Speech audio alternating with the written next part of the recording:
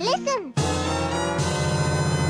What's good, and welcome to Nintendo Voice Chat, IGN's Nintendo podcast for the week of October 15th. Today we're going to be talking about Nintendo's Joy-Con price reduction in Japan, our Mario Kart Live home circuit review, how Steve stacks up in Smash, and so much more. I'm your host, Janet Garcia, and no, I'm not Casey DeFreitas. She is actually out on vacation in the woods, but not in a dangerous or sketchy way.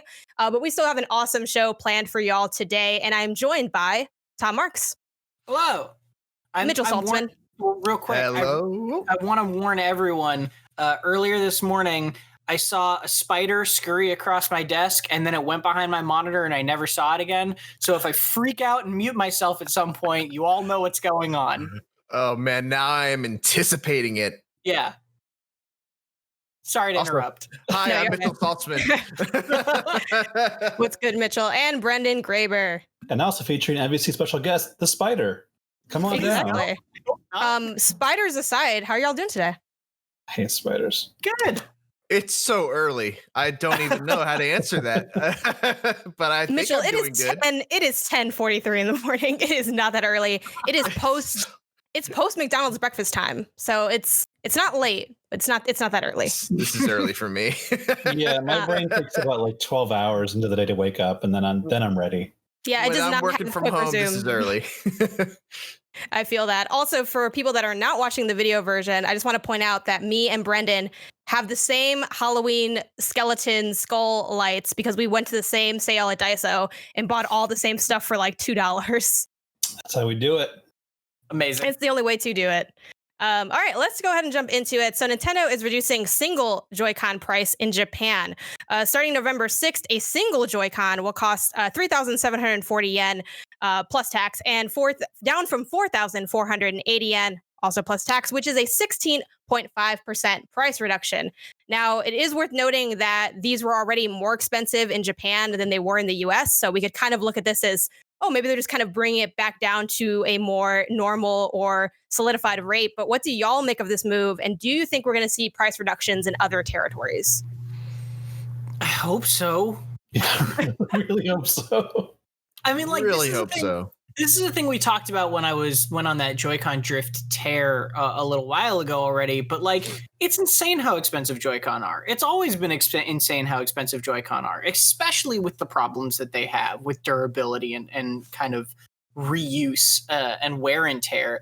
Like, Nintendo's kind of always, in my eyes, pretended like a single Joy-Con is a valid controller, and it is in very specific situations. Like, you can use it really well. Like, if you're just doing a party game or if you're doing a simple button game, like, it's totally fine that way.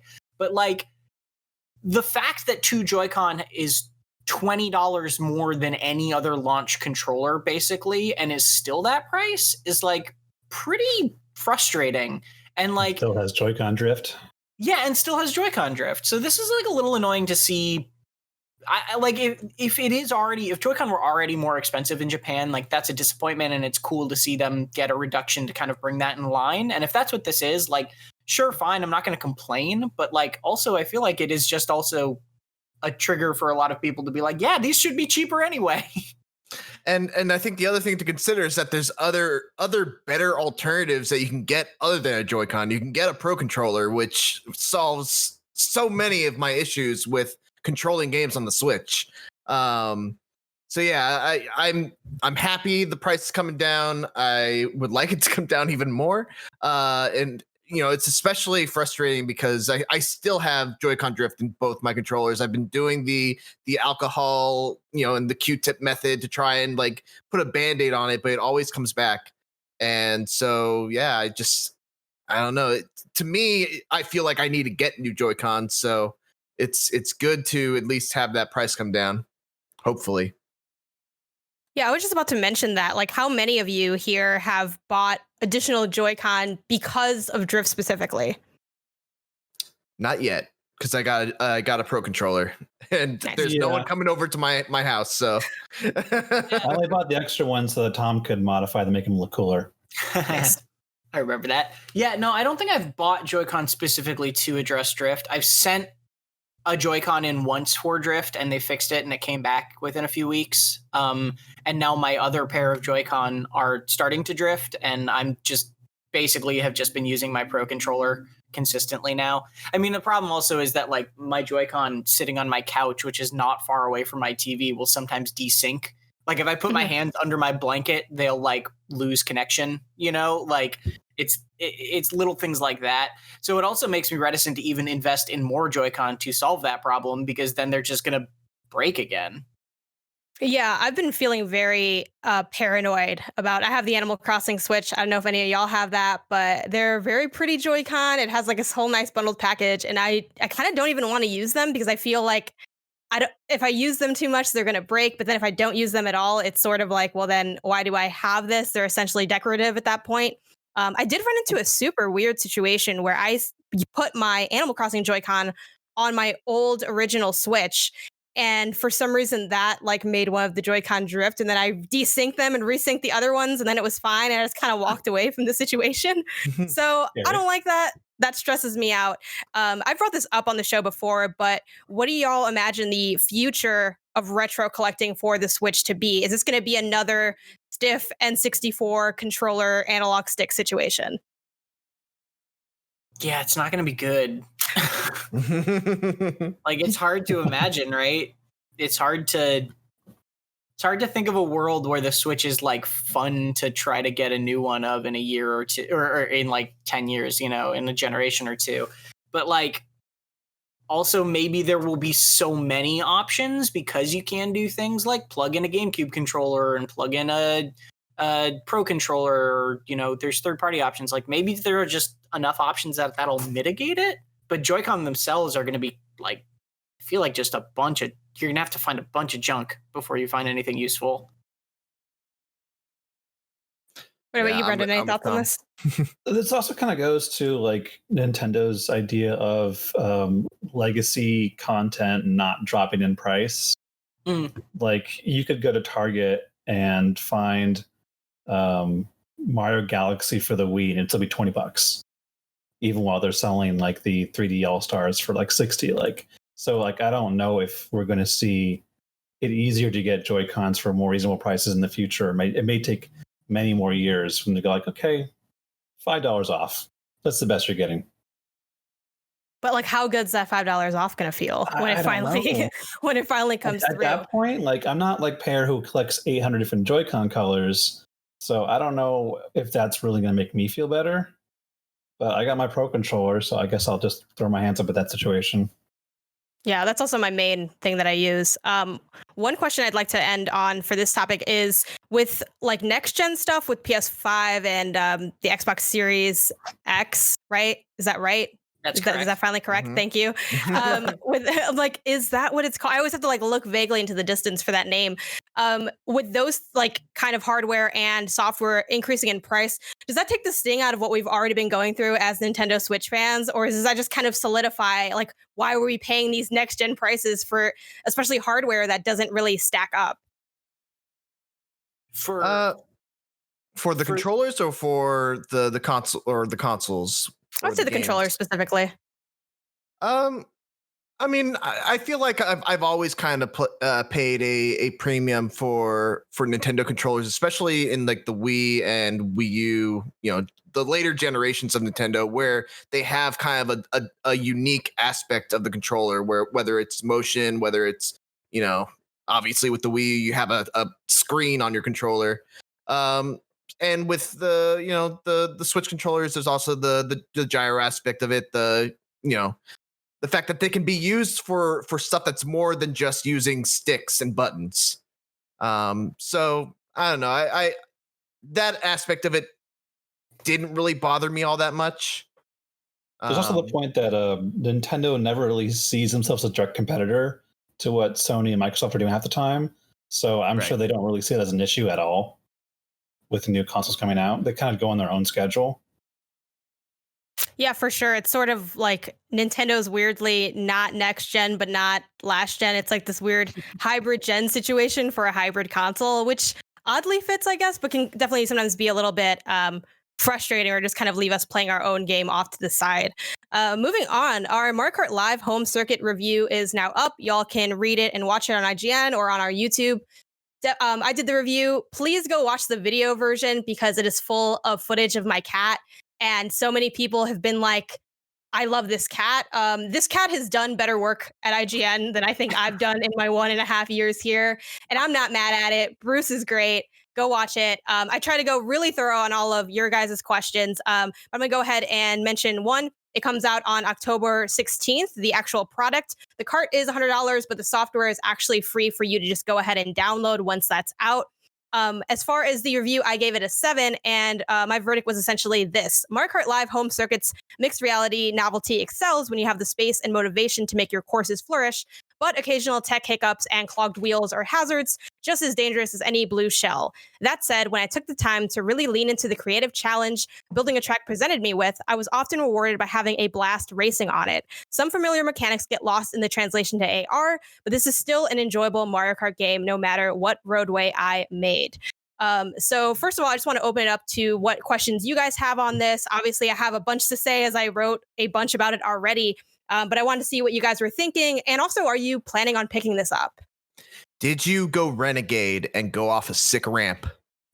I did not end up going off of a ramp only because I didn't really have what was needed to properly build it. But I did try to break it as much as I could without breaking it before doing the review. So I rammed into a lot of stuff kind of by accident, but it worked out as I'm stress testing. I'm not bad at driving. It's fine.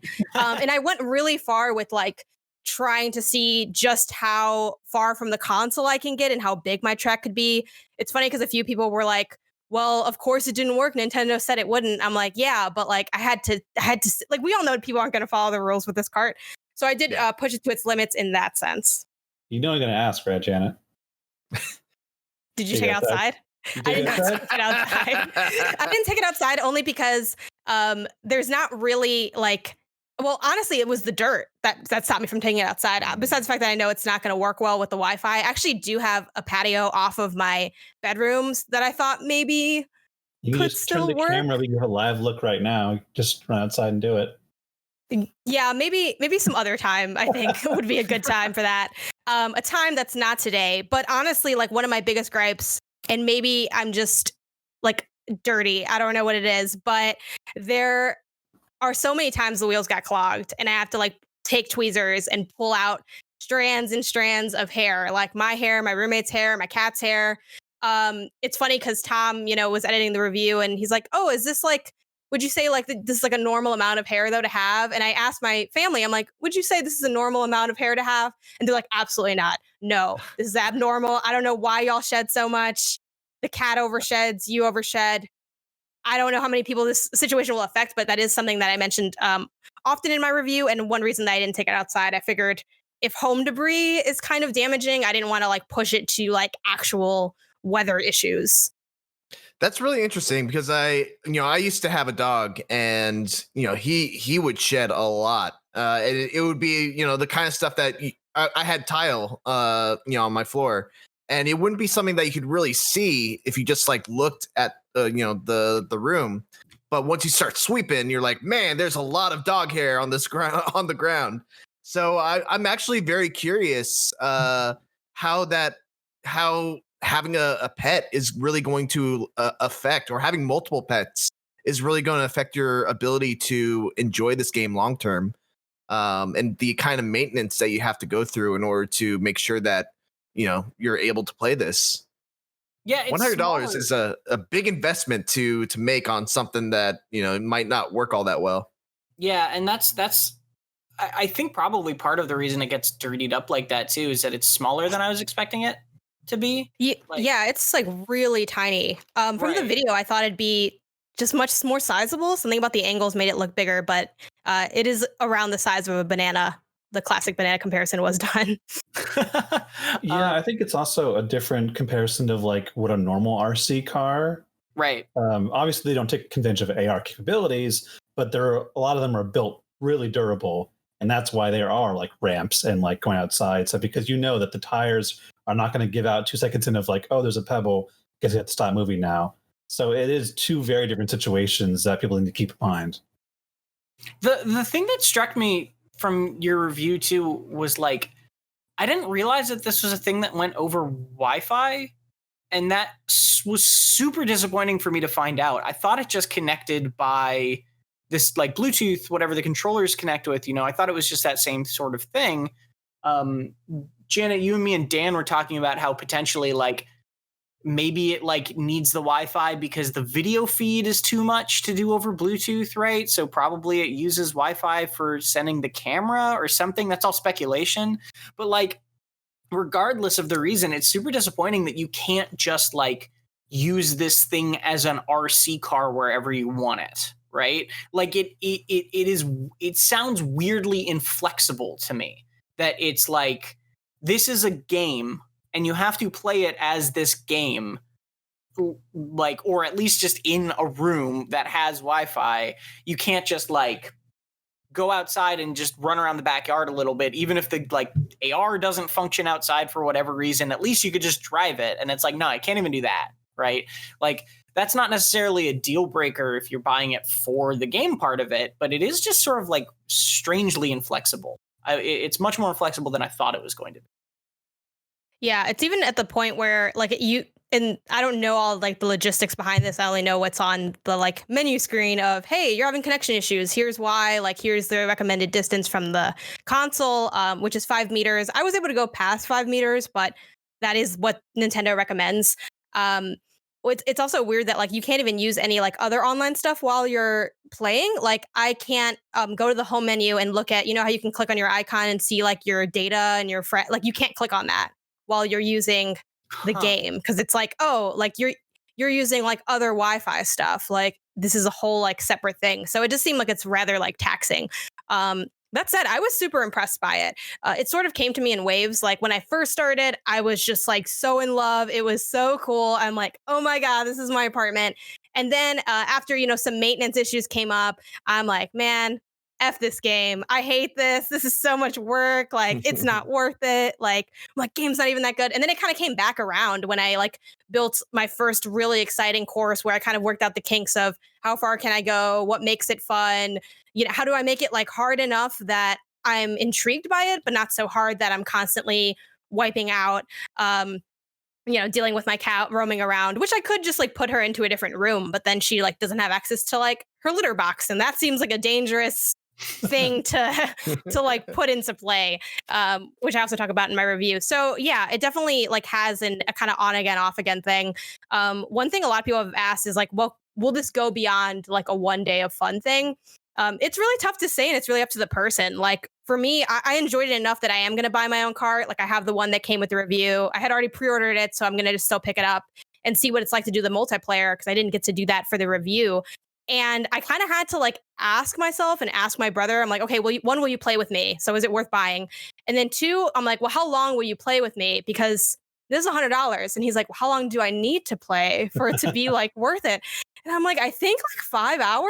Like, I'm not really sure. It's very odd. Like, normally money game stuff doesn't really work like that. But you sort of have to think of like, how much are you going to get your like $100 of fun out of buying that extra cart, or like buying the cart at all? I think that answer is yes, even if it's a flash in the pan kind of situation. I think it's worth that flash in the pan because it's so cool. But obviously, we all have our own financial setups. I'm obviously not suggesting that if this is too much to you, then maybe trust that instinct. But I'm really excited about it, and I'm looking forward to having that second card because I had a lot of fun with it. Well, there's also the question of like barrier to entry of just dipping back in, right? Like, obviously, this isn't just Mario Kart on your Switch, and it's not trying to be exactly that.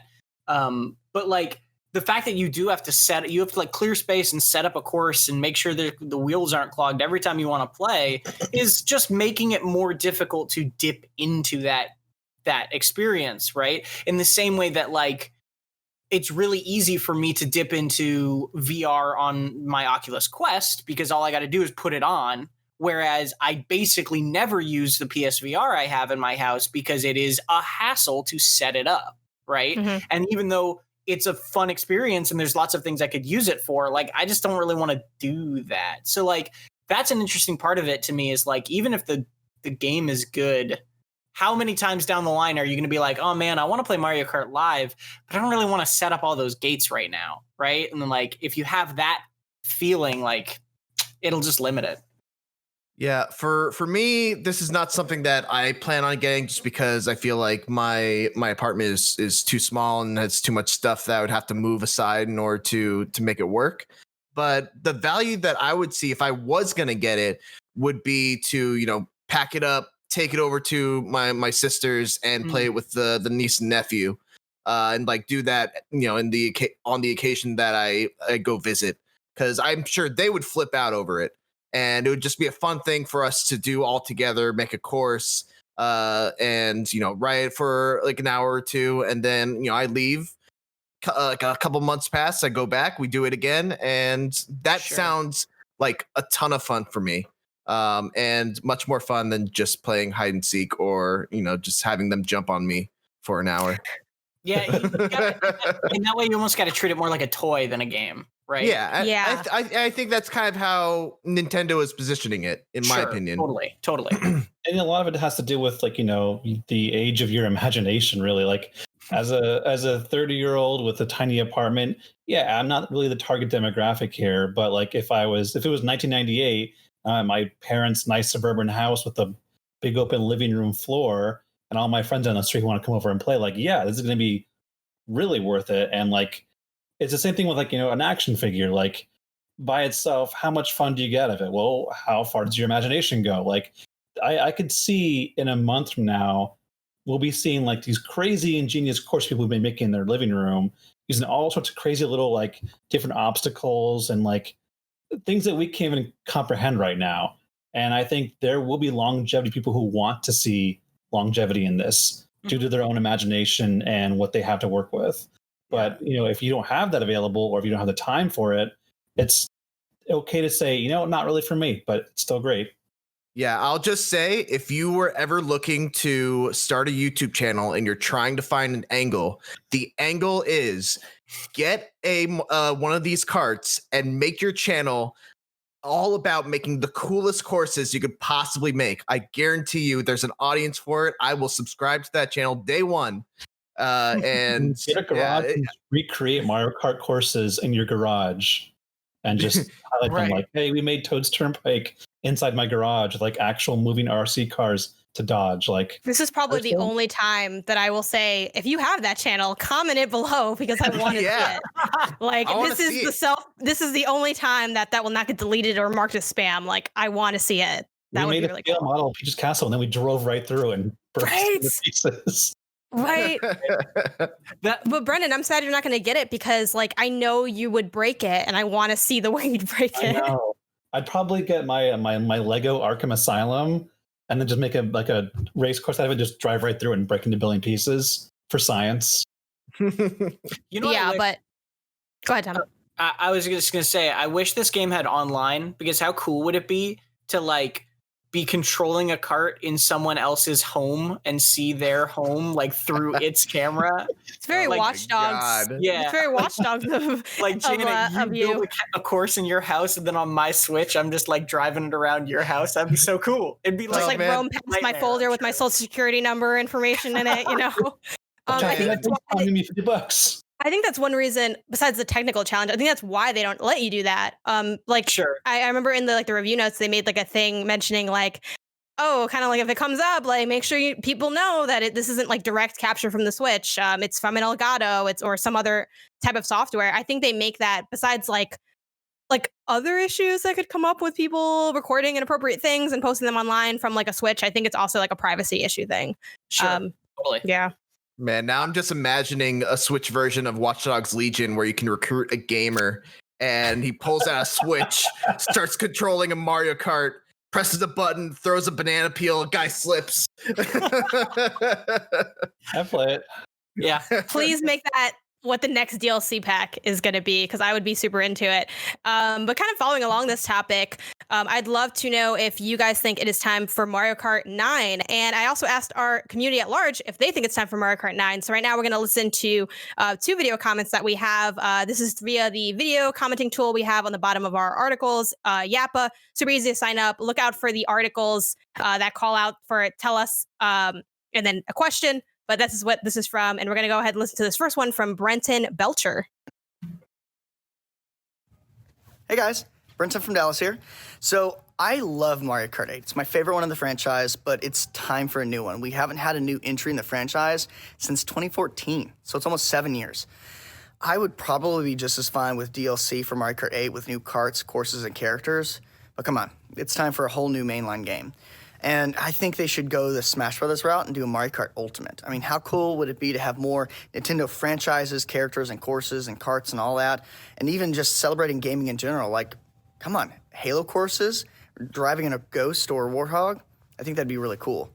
And I don't think we're gonna have to wait till like the new Nintendo console, whatever that's gonna be. I think if anything, we might have to wait a year or two, maybe with the Switch Pro model coming. If it does, maybe it's good timing. Who knows? What do you guys think? He I'm makes down a for Halo strong point, course. a strong argument. I mean, it has been a while, right? I can't believe it's 2014. It's so long ago. Yeah, it's because Deluxe made it feel Made it feel fresh again. I'm gonna be completely honest. It might be because I'm new to Discord podcasts. I wasn't able to hear that. Oh no, you might just have to click into the box. But essentially, okay. he was just saying like, yeah, I think it's time. It's been a while. And thinking of going more of like a Smash Ultimate route where it's not so much drawing from like Nintendo specifically, but kind of any products that Nintendo can get in there that are just on Nintendo platforms. So like the idea of just doing like really like wild courses with like different carts from like different franchises. Yeah, I mean, that would be really cool. But then I think they'd end up being back in that situation of like, well, if that's what if Mario Kart 9 is Mario Kart Ultimate, like what's Mario Kart 10? But I don't know. I guess that's like a problem that they'd have to deal with later. Frankly, I think Mario Kart 9, whenever it does arrive, because obviously they're making it, right? Or if they're not making it, they have plans to make it something. They're not going to let this this franchise die at 8, right? Like that's, I think, a very, very safe assumption. I'd like them to not call it just Mario Kart 9. I'd like it to have an angle or a twist or something weird and different that's not just like Mario Kart Ultimate, which is a fun idea for sure. It's just like I kind of want them to do like one of if you think back on old Mario Karts, like nobody remembers 7, right? Like you what you remember is Double Dash, right? Like you remember that thing that had a hook, and then you remember 8 because it's been amazing, and like there are some others in there, but like I think more and more games are doing that where they're moving away from the number, and I think it would work for Mario Kart if they just said, you know what, Mario Kart 8 Deluxe was probably the peak, like one of the best the series has ever had. So like, let's not just try to do 9. Let's do something weird with it this time. Because if they try to do 9, I'm just going to be comparing it to 8, and I don't know how it stacks up. 100% agree. Triple Dash. Yeah. There's just 100% agree with Tom. I am experiencing Mario Kart exhaustion, and it's because Mario Kart is a series that really hasn't changed all that much since the SNES days. It's always been about the Grand Prix, 100cc or 50cc, 100cc, 150cc, 200cc, and it's been the same format of the game with I would say substantial gameplay improvements with each one. But at the same time, we've never gotten a real story mode. Whereas, we've gotten all kinds of kart games that have had pretty decent story modes. Crash Team Racing just got that remake, and it was great. It had a really forward-thinking story mode by Janet. I'm still here. It's fine. Even though that was a remake of a PlayStation 1 game, I played it for the first time, and I'm like, man, this story mode is really cool. There's all kinds of different objectives in the races. And it's not just, going through the same Grand Prix with progressive difficulty increases. Yeah. So, yeah, that's what I want to see out of Mario Kart 9. Just something new in the formula, because I think the formula is stale for me. I will say this. If I see one more baby gold medal Mario character, I've had it with this series. No more babies. No more different chromely metallic things. Please, Nintendo, I can't stand anymore. You I didn't see like a baby Wario or baby Waluigi. No, I'm Yeah, done. baby Rosalina and Rose Gold Peach, I think, were the points where I went, Oh all yeah. right, okay. It's gonna be baby Jade Wario with full filigree. Yeah. I do think it would be really cool though for Mario Kart to embrace guest characters a little bit more. Yeah. Though I am going to be sad if we get Gino in Mario Kart and not Smash. Cool. And speaking of Mario Kart exhaustion, we have a take from Christopher that's sort of on the other end of that spectrum. What's good, Nintendo voice chat? Christopher Trindade back again. And I'm actually going to say no. And now I say that as a person who owned a Wii U, played Mario Kart 8 when it came out, played the DLC, and picked up Deluxe, didn't play it as much because I'd already been there. But for a lot of the 61 million plus people who own a Switch, they did not own a Wii U. And so they didn't play this game when it came out. And for a lot of them, this game only came out 3 years ago. And since we've had Mario Kart Tour and Mario Kart now Home Circuit. So through this lens, isn't it actually a little redundant to focus on Mario Kart 9? That said, they do a Switch Pro next year with Mario Kart 9. I buy it. Yeah, I think that's a fair point. Yeah. I mean, that's something we definitely do have to always remind ourselves is that, like, I loved the Wii U. I think the Wii U is great. It has its moments. It has a lot of games that take really good advantage of it. But, like, that console did not sell well. And that console did not sell well on its own. And it really did not sell well in the context of the Switch's rampant success. So I think that's a really good point that, like, for a lot of people, this is not, like, Mario Kart 8 Deluxe is not an old game at all because it still looks good. It still feels good. And yeah, I mean, like, we're still getting to the point where it's, it's 3 years old now at that point. So there is room for that. But I think he makes good points with the fact that, like, we're not at like a loss for Mario Kart right now in general. Yeah, you don't need to saturate the market. Right.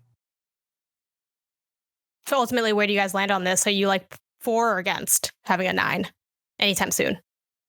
I'm not going to go crazy if it doesn't come out in the next couple of years. Like, give me Metroid Prime 4 first and Breath of the Wild 2 first. Ooh, I don't know if I'd go that far.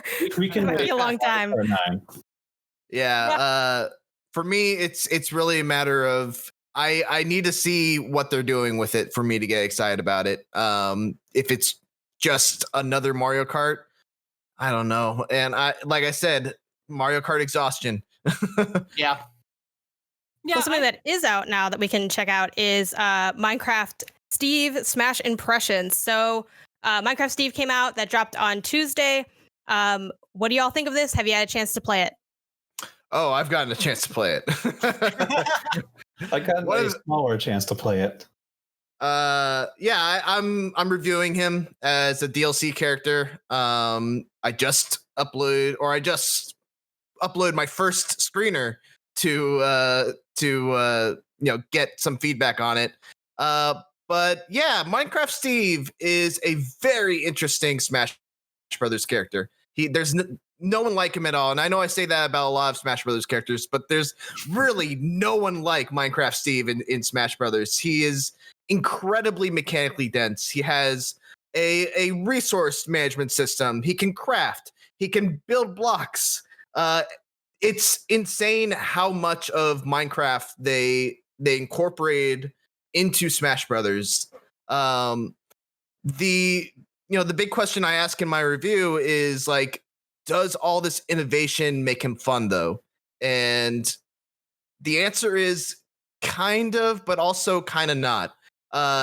He is so resource dependent in his moveset because basically what happens is when you start a match, you have a set number of resources, and every time you use certain moves, it drains those resources. So if you use a minecart, it'll drain your iron, and you'll have to actually mine some iron in the level to get that resource back in order to use minecarts again. And what ends up happening is if you use minecarts a lot, like I do, because it's such a good move, you find yourself kind of starved for resources. And so you have to, break out of the action, go off to an edge, start, clinking away at the ground, hoping you get some iron. And while that's happening, you have to hope that the opponent isn't fast enough or aggressive enough to interrupt you while you're trying to do this. It's challenging to say the least. But I think one of the ways in which Steve makes up for that is he has a very cool setup heavy gameplay where you can do things like you can put a block over the edge of a stage, and then when they come back they have to either jump, roll, or just get up. And if they just get up, you can grab them, throw them against the block, and spike them down, which is just so satisfying to do. So if you're into feeling clever, Minecraft Steve is a really good character for you. But yeah, those are my overall impressions, and I'll have a review going up sometime in the near future.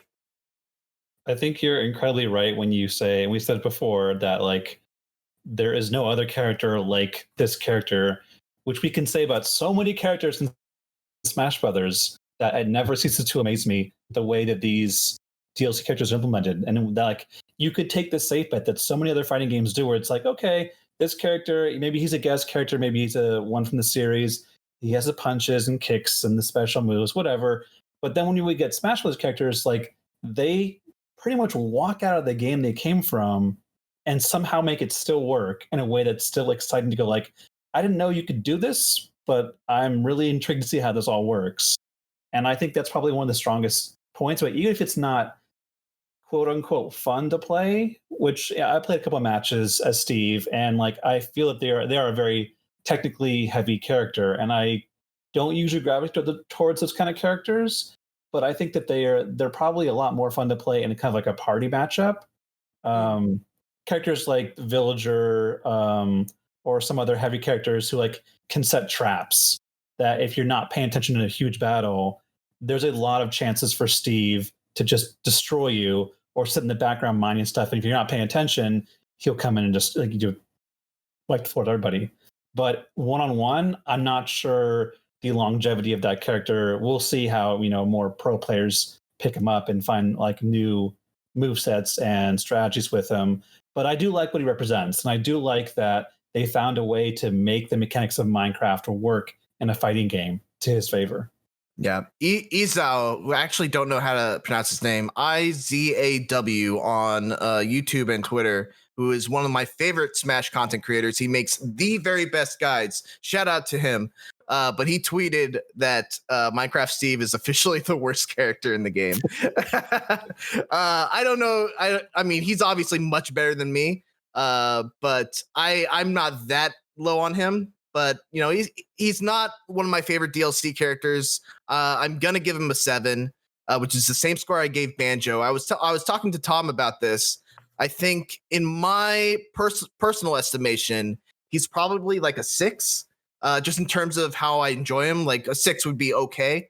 But I think when you consider all the different things that they've done to make this such a true and accurate representation of a Minecraft character in Smash, how they got the crafting mechanics, they got the building mechanics. I think you gotta take that in consideration, and it kind of brings me up just a little bit. Yeah, I mean, and that's something that we consistently see with these DLC reviews, because they're weird and hard to do. Like to both Brendan and Mitchell's credits, because you've both done a couple of them. A couple, done a lot. Yeah, more than I have. They're tricky because you're reviewing the DLC, right? Not just like how is this character in a one-on-one fight, and so like it's worth considering. I like that sort of take, because it's like you're not just looking at like, okay, do I have fun fighting as this person, but also like, what about all the fixins and the other things and the level and the music and that sort of stuff. And like, that's the part that Nintendo and especially Bandai and Sora have never gotten wrong in a single one of their DLC additions to Smash Bros. Ultimate, right? Is they do all of those fixins and those details so unbelievably well, like just incredibly well. And they make the look and the sound and the feel just spot on every time. And that seems to be the case here, even if the actual gameplay that has manifested in that kind of faithfulness is not necessarily the most exciting in the world. The game's great. The music is great.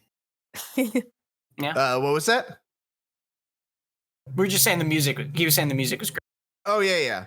It is really good. Actually, I don't really think about Minecraft all that much in terms of the music, but the music that they added in Smash Brothers is really good. And they also, I think, like 7 of the 9 tracks or 6 of the 9 tracks are new remixes, which is really cool. I also wanted to give an update. The guy that I was just plugging, I believe he deleted that tweet. So, Wow.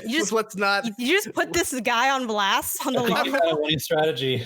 I'm not putting him on blast. I just want to make sure that I'm accurately representing what he is sticking by. I think to that point, and to Tom's point as well, as you are looking at reviews for Minecraft, Steve, and Smash, and of other DLC characters, like, it's important to take into consideration, what do you want out of a fighter in Smash? Because a lot of people are reviewing it in very different ways. Whereas Mitchell's friend is reviewing it in a very competitive context.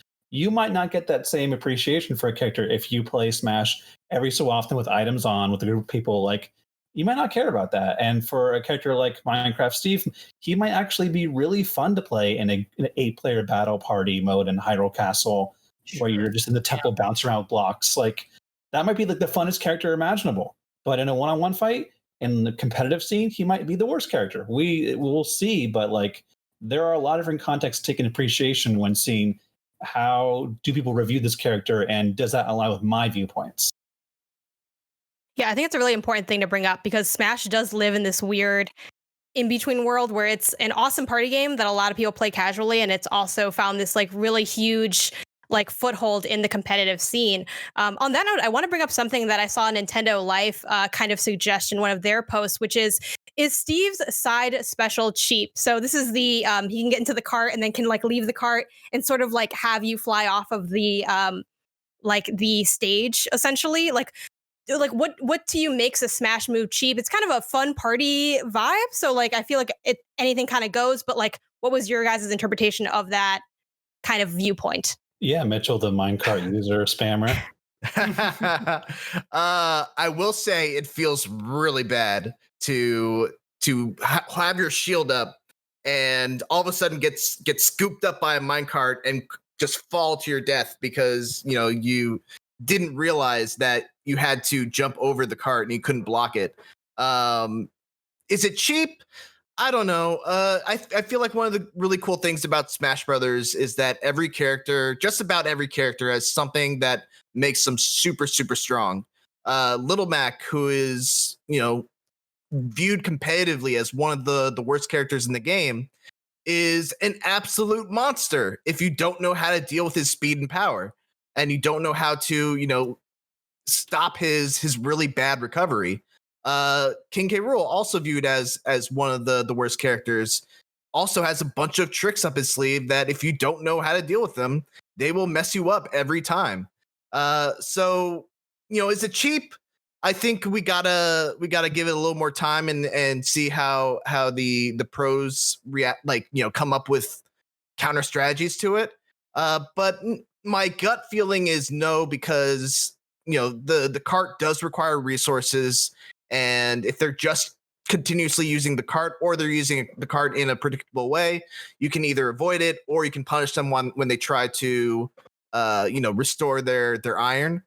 But I will say I totally can see why people would think it would be cheap. Real quick, though, I will contest that anything goes and there aren't cheap kills in Smash Bros, Janet, because Exhibit A, grabbing somebody in your mouth as Kirby and then jumping off the edge. Exhibit B, just that dumb Galaga item. That item is the worst, and I hate it, and it should die. Exhibit C, the drill item that does the same thing but sideways. Oh, Like, can we please do top 10 cheapest tricks? there in are Smash? some items that I literally always like. I love playing high items, moving levels, wild zaniness. Like, I love that experience. Even when I do that, I turn off Galaga, I turn off the drill. Like, there are some Golden that are Beetle? the Golden Beetle. I could say terrible, awful things What about the that Gus beetle. Bellows? You just push them off the edge and keep. Oh, them. the Gus Bellows are the worst. Get the heck out of here. Those 4 items, man, and there are a couple more I know for like those 4 items are worse to me than anything else in the game because they have no counterplay. They are cheap, right? Like at least a hammer, you have to like you slow down, you got to run away from. There's things you can do, but like if someone's just standing on the edge of a map with a Gus Bellows, like come on.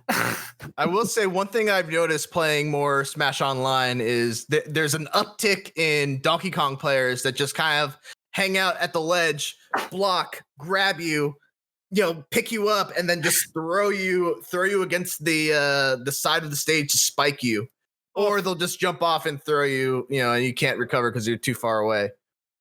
As a Mario player, it hurts. It hurts a lot.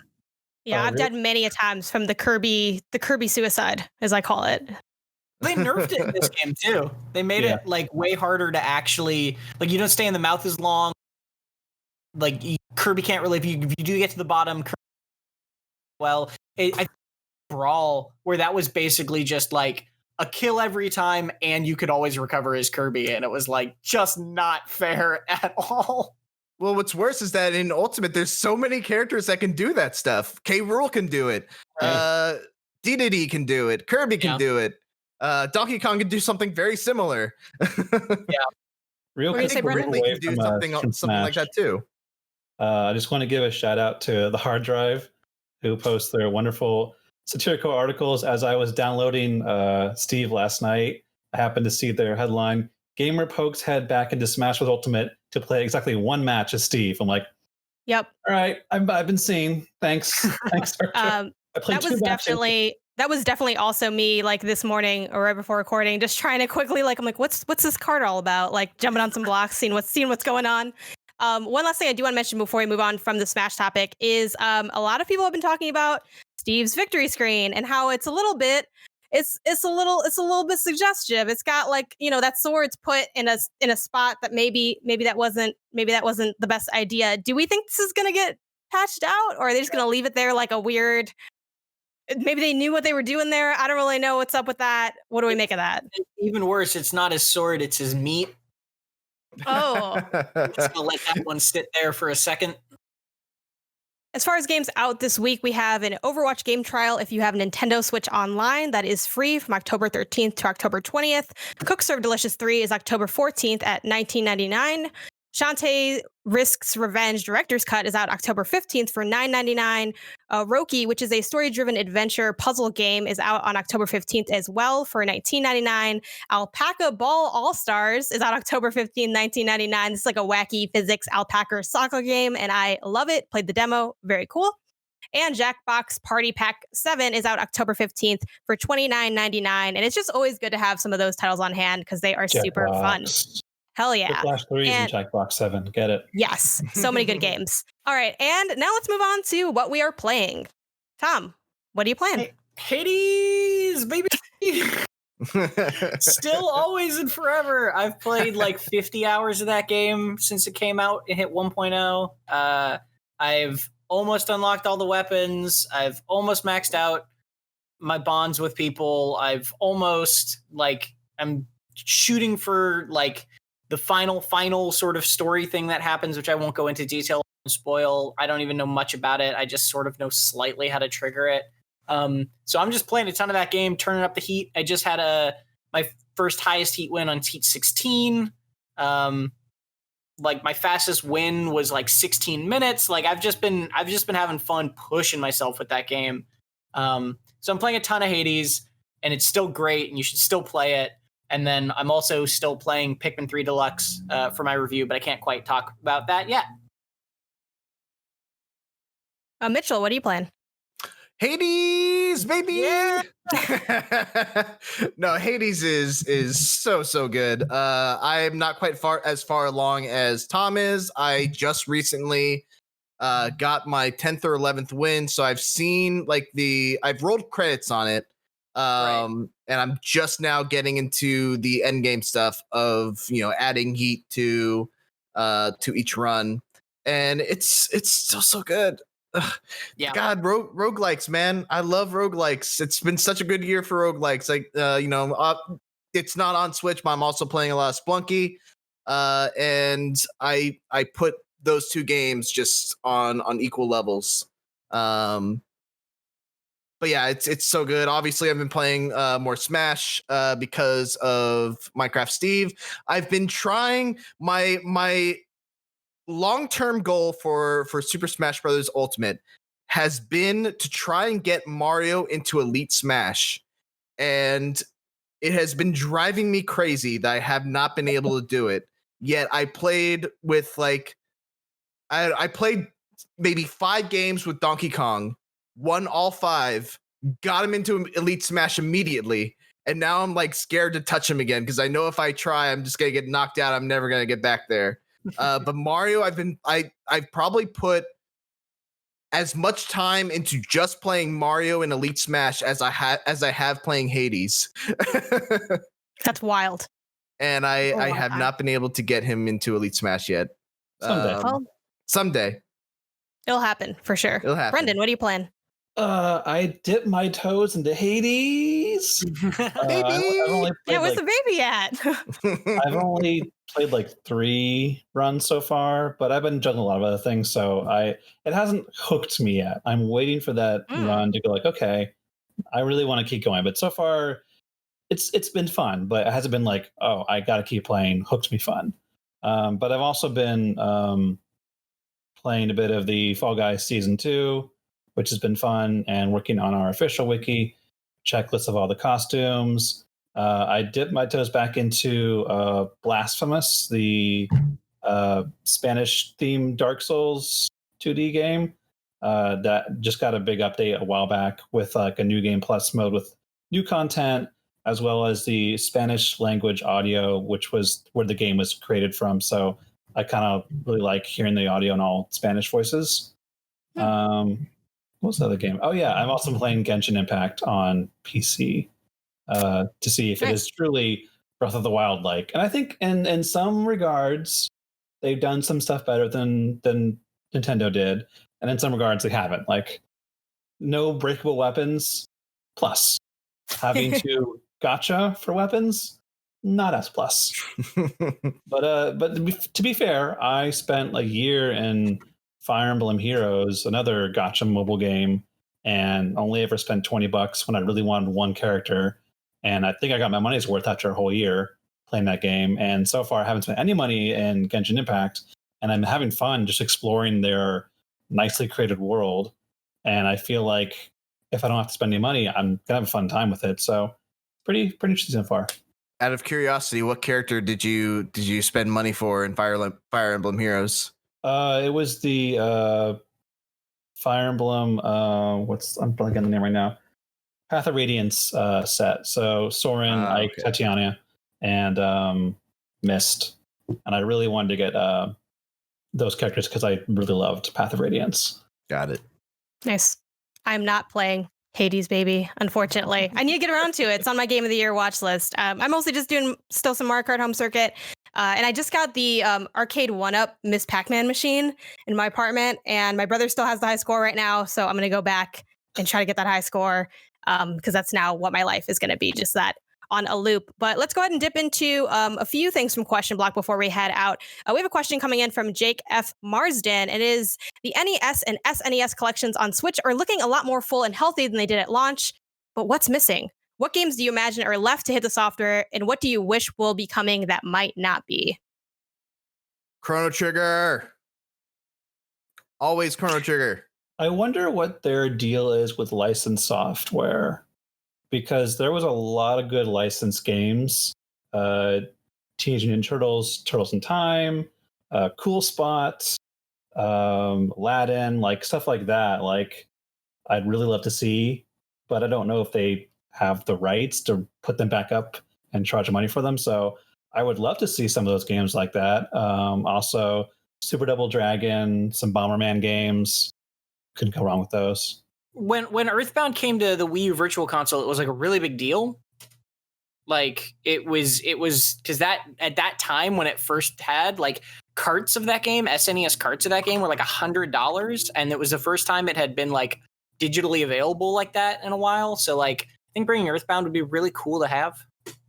Yeah, Logan also mentioned that, our production assistant for Earthbound. For me, I want like these games that I feel like aren't crazy critically acclaimed, but sort of beloved. I never got to play Mario Paint. I think Mario Paint would be cool. And then I really love Yoshi's Cookie. I'm a Yoshi's Cookie apologist. I think that game is super fun. I still play it on my, I think, Game Boys. It's also available on. And I would love to see that on the Switch collection. Though, admittedly, I don't know about y'all, but I feel like I really want that to be beefed up and like a steady thing. But then I don't really end up playing the games that often. But like, I like the option of playing the games, essentially. And then one last question from Question Block before we head out. Preston Chase Sharp asks, what are some potential Halloween/spooky themed Mario power-ups, and how would they work in game? Skeleton power up. They kind of already have it though with the bones, like with the shell, like the little shell you can hop in. Yeah, but if you just turn into a full skeleton though, I don't know what it would actually do to you. Maybe it would just give you the dry bones power of never actually dying. You just come back to life after being shattered. Oh, I got one. So it would be a Mario Kart power up, and it would be a jack-o'-lantern, and it would be like the ink spot thing where you would throw it at someone, and it would get a jack-o'-lantern over their head, but it would also affect your vision. So it would be black screen, but you can only see out of little triangle eyes and a little mouth. That's really good. I really want that. The, kind of like in like the visual impairment. You just have like a bat one. You just throws a swarm of bats in your face. That would also Batman be Begins. Didn't they kind of have that one that tracks? Tom, what about you? Any ideas for Halloween-themed Mario Kart power-ups? I mean, like, I know Mario, I've seen an image of Mario as a somewhere in the world, right? But I don't know if that's ever really been fully explored, of like Mario becoming Boo. There wasn't Mario Galaxy. Yeah. Was there? Yeah. It was Galaxy 2? See, this is the thing, is he's done so many. He's been a bee, a cloud, like I also had the idea of like track. I'm like kind of a ghost thing too, where you could maybe like go through like blocks to reach hidden areas, but I don't know if that has been done. All right, I'll go play Galaxy 1 and 2. I want Mario to be a vampire, and I want him to literally suck the life out of Goombas. I want him to shrivel them into dried mushrooms and just like, yeah, that's what already dried mushrooms. Maybe, I don't know. I always thought they were like shiitake or like anyway. Holy cow, that's horrifying. And with that horrific image, we're going to go ahead. We're going to go ahead and end this week's episode. That's about all the time we have left for this week's NVC. Thank you so much for joining me here today. And remember, this is the only place where you can get the thing. Get the thing.